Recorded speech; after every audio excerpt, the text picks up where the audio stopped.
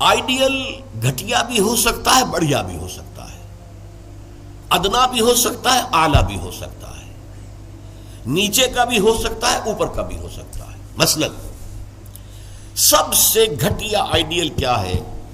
اپنی ذات، اپنا مفاد، اپنا علو، گویا کہ اس کا آئیڈیل اپنی ذات ہے۔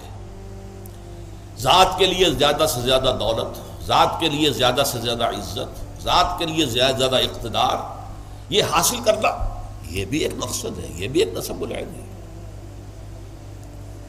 یہ گویا کہ انسان اپنی شخصیت کے گرد گھوم رہا ہے، شخصیت کے گرد گھوم رہا ہے۔ نتیجہ کیا نکلے گا؟ یہ انسان کیا ہوگا؟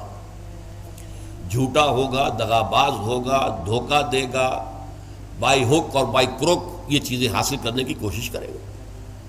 مقصد ہے دنیا میں سربلندی، جیسے کہ سورہ قصص کے آخر میں کہا گیا لا یریدون علوا فی الارض ولا فسادا، یہ زمین میں بلندی حاصل کرنا، اس سے تو فساد پیدا ہوتا ہے۔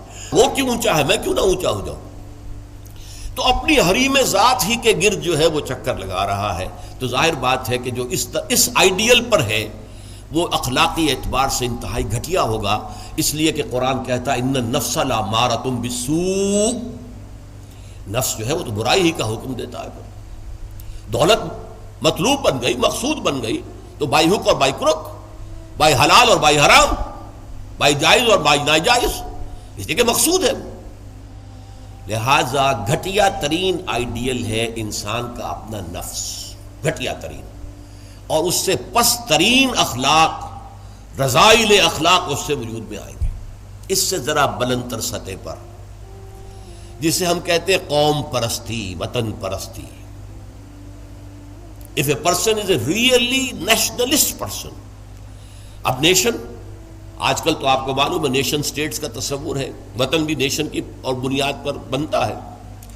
تو نیشنلزم قوم پرست، پہلا آدمی کون تھا؟ خود پرست، وہ پرستش کر رہا تھا اپنی، خود پرست، سیلف سینٹرڈ، اس کا مطلوب و مقصود اپنی بلندی، اپنی دولت۔ لیکن یہاں اس سے ذرا بلندتر ہو گیا معاملہ، میں اپنی قوم کے لیے محنت کروں گا، قوم کی سربلندی کے لیے، قوم کی آزادی کے لیے، قوم کی عزت کو برقرار رکھنے کے لیے، اپنے وطن کے لیے کٹ بھروں گا، اپنے وطن کی آزادی کے لیے قربانیاں دوں گا۔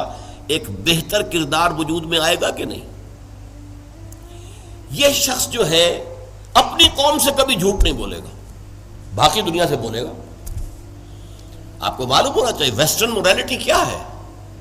اپنے ہاں وہ ایک بلی کے اوپر بھی ظلم ہوتا نہیں دیکھ سکتے، کسی کتے کے اوپر ظلم ہوتا نہیں دیکھ سکتے، لیکن دوسری قوموں کو ہلاک کرتے ہیں، اور وہ سمجھتے ہیں کہ ویپنز آف ماس ڈسٹرکشن ہمارا حق ہے، ہمارے پاس تو ہے، کسی اور کو نہیں ہم اچیو کرنے دیں گے۔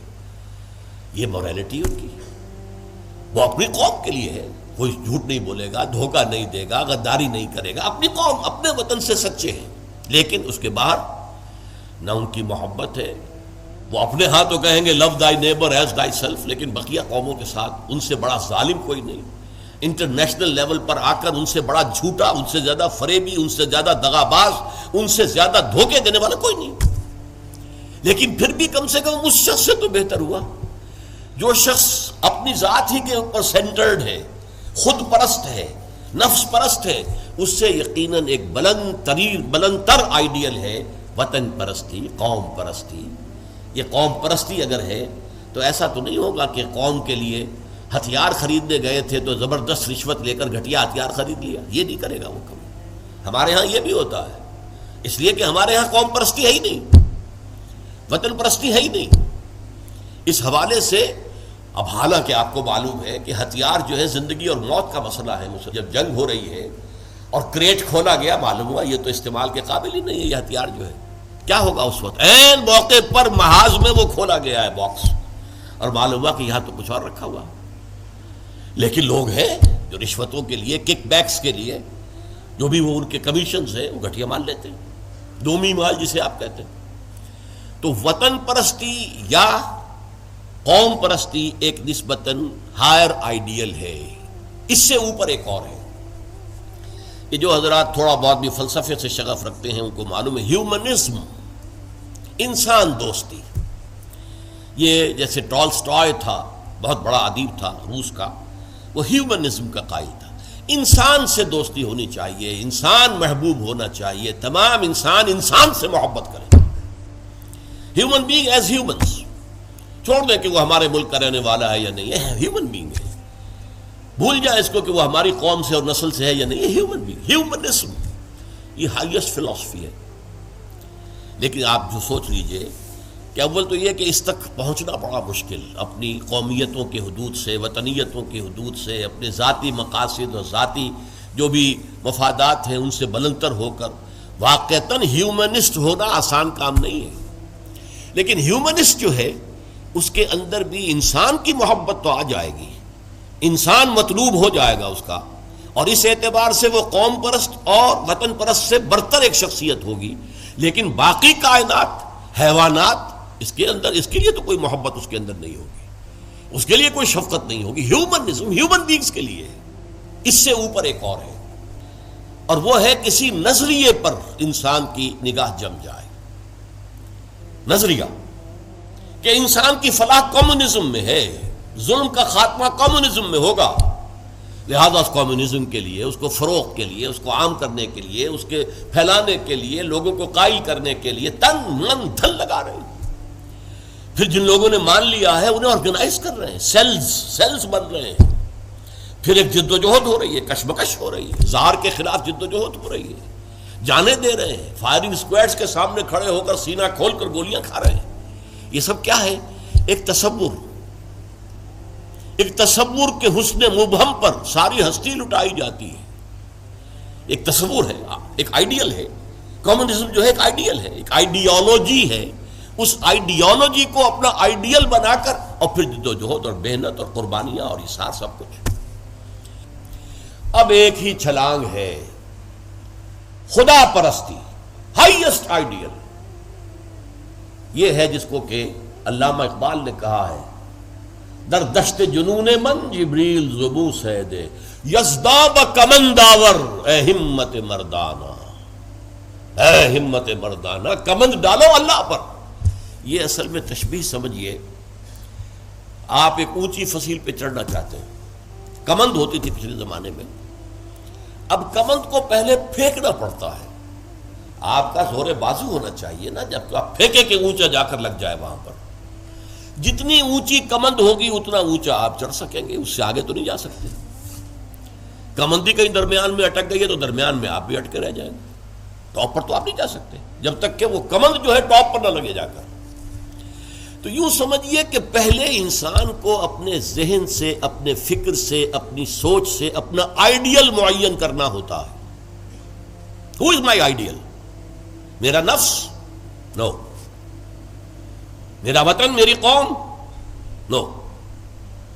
Human beings? No. Allah, he is my ideal. اس کی محبت، اس کے ساتھ خلوص و اخلاص، اس کے لیے جد و جہد۔ اب آپ دیکھیے، کمیونسٹ کے لیے محبت ہوگی، مزدور کے لیے محبت ہوگی اس کے اندر، سرمایہ دار کے لیے نہیں ہوگی۔ سرمایہ دار تو دشمن ہے، اس کا تو پیٹ پھاڑیں گے ہم، لہٰذا وہ محبت اس کی پوری یونیورسل نہیں ہو سکتی۔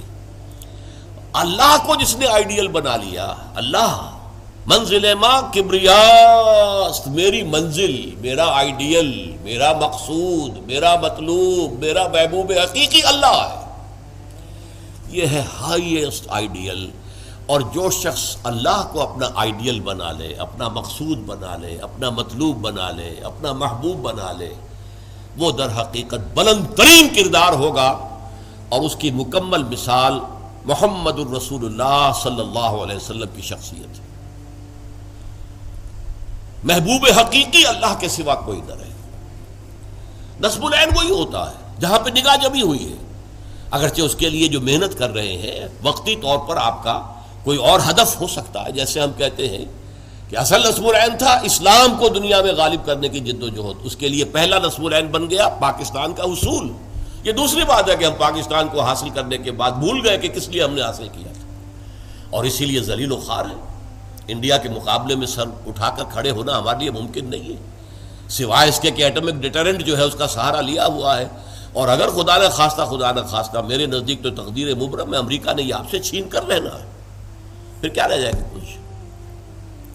اس حوالے سے سمجھیے. اسی لیے علامہ اقبال نے دیکھیے کہ وطن کو بھی خدا قرار دیا ہے. وطن پرستی، نفس پرستی، وطن پرستی، قوم پرستی، انسانیت پرستی، نظریہ پرستی اور خدا پرستی، یہ ٹاپ پر ہے. منزل ماں کبریاست در دشت جنون من جبریل زبوں سیدے یزداب کمند داور، اے ہمت مردانہ اپنے کمند اتنی اونچی ڈالو کہ اللہ کی ذات پر جائے، پھر اللہ کی ذات، پھر اس کمند کے ذریعے سے سیر اللہ، تقرب اللہ، رفتہ رفتہ اللہ سے قریب تر ہوتے چلے جاؤ. جیسے کہ آپ کو معلوم ہے، اگرچہ وہ آیت سجدہ ہے، جا کر ایک سجدہ کر لیجئے گا، جو سورۃ العلق جو ہے وہ ختم ہوتی ہے فَاسْجُدْ وَاقْتَرِبْ، بس سجدہ کرو اور قریب ہو جاؤ. یہ سجدہ کرنا اللہ سے قرب کا ذریعہ ہے. وَاقْتَرِبْ، قریب ہو جاؤ. اس لیے حضور نے فرمایا ہے ان اقرب ما یکون العبد الی اللہ فی السجود، انسان جو اپنے رب سے قریب ترین ہوتا ہے وہ سجدے کی حالت میں ہوتا ہے. اپنی انا ختم کر دی، اپنی انا مٹی میں ملا دی، پیشانی اللہ کے سامنے خاک پر رکھ دی. بس یہ گویا کہ جو یہ انا ہی جو ہے ہماری، یہی تو ہے در حقیقت جو ہمارے درمیان اور اللہ کے درمیان حائل ہے. اس انانیت کا امکان ختم ہوا تو پھر اللہ کے ساتھ ہمارا بہت قرب ہے. یہ ہے ضعف الطالب والمطلوب. گھٹیا آدرش ہوگا تو گھٹیا ہی شخصیت وجود میں آئے گی، اگر اعلیٰ آدرش ہوگا تو بلندتر شخصیت وجود میں آئے گی. آدرش نصب العین، مقصود، مطلوب، محبوب حقیقی اپنا نصب بھی ہو سکتا ہے، اپنی ذات بھی ہو سکتا ہے. اپنے ہی حسن کا دیوانہ بنا پھرتا ہوں، اپنی ہی حریم ذات کا جو ہے طواف ہو رہا ہے، اس سے اوپر ہے ہی نہیں، نگاہ ہی نہیں. اس سے ذرا اوپر ہوئے وطن پرست، قوم پرست. اس سے ذرا اوپر ہوئے انسان پرست، انسان دوست. اس سے ذرا اوپر ہوئے ایک نظریہ، تصور، ایک تصور کے حسن مبہم پر کیسے ہستی لٹائی جاتی ہے، زندگی ترک آرزو کے بعد کیسے سانسوں میں ڈھالی جاتی ہے. ترک آرزو، یہ آرزو وہی ہے نصب العین. میں نے شروع میں کیا عرض کیا تھا، جس شخص کا کوئی نصب العین ہے ہی نہیں وہ تو حیوان ہے. کم سے کم وہ شخص بھی جس نے اپنے نفس کو اپنا نصب العین اور مطلوب بنایا، وہ بھی انسان تو ہے، گھٹیا ہے، بہت گھٹیا انسان ہے، لیکن وہ حیوان نہیں ہے. جس شخص کا کوئی نصب العین ہے ہی نہیں وہ تو پیور انسٹنکٹس کی بنیاد پر زندہ ہے. قرآن مجید میں سورہ ملک میں کہا گیا ہے افمن یمشی مکبا علی وجہہ اہدی امن یمشی سویا علی صراط مستقیم. ایک شخص اوندے منہ اپنے پیٹ کے بل جو ہے گھسٹ رہا ہے، اسے کیا نظر آئے گا منزل کہاں ہے، جانا کدھر ہے. ہم اپنے بطن اور فرج کے تقاضوں کی بنیاد پر زندہ ہیں. انسٹنکٹس ہے، جو اینیمل انسٹنکٹس ہے، پیٹ کھانے کو مانگتا ہے، اور ہمارے اندر پروکریشن کے لیے، نسل کو بڑھانے کے لیے جنس کا، شہوت کا جذبہ رکھ دیا گیا، اسی کے لیے اندر زندگی لگا رکھے. اس میں بھی کوئی امنگ نہیں ہے، اس میں بھی کوئی اونچے اٹھنے کی خواہش نہیں ہے. بس میں کہا کرتا ہوں وہ زندگی نہیں گزارتے، زندگی انہیں گزارتی ہے، زندگی انہیں گزارتی ہے. لیکن یہ کہ وہ زندگی گزارنا، وہ تو یہ ہے کہ آپ کا کوئی نہ کوئی نصب العین، کوئی آئیڈیل، کوئی ہائر جو آپ کا ایک مقصود و مطلوب ہو.